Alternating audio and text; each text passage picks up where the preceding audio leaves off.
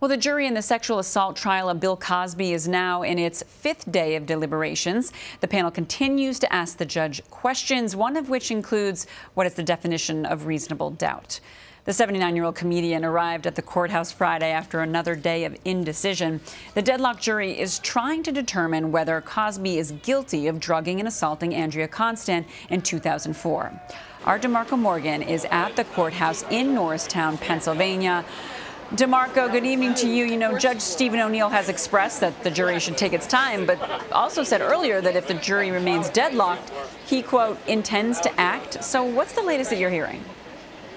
Well, Erica, good evening to you. He did say that. He said that he intends to act if the jury doesn't make a decision. But he also told the defense attorneys who have made several motions for a mistrial, he's denied that, but said that there is no need for a mistrial because they are still deliberating. And as long as they are in deliberations, there will be no mistrial. Now, right now, the jury is taking a dinner break. We're told that they ordered Chinese food. But most of us, the entire media, we've been out here sort of playing the waiting game along with the prosecution and defense, waiting for a decision to find out whether or not there will be a verdict or if there will indeed be a mistrial. So again, we're just playing the waiting game. We heard that two jurors, we actually have pictures of two jurors who fell asleep during one of the questions that they had posed to the judge to try and get some clarification there. But we've also seen protesters, those who support Andrea Constand, also those who support Bill Cosby, show up to the courthouse, and they have been chanting, wearing T-shirts.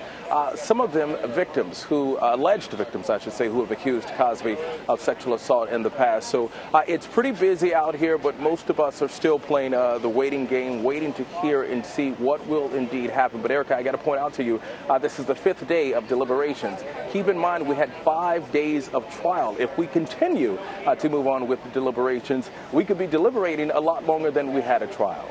And what do you think it means for the judge to say he intends to act? I think the judge is being tough right now. He sort of got frustrated. He became frustrated with the defense because I just said they keep asking for a motion, making a motion for a mistrial. He's saying absolutely not.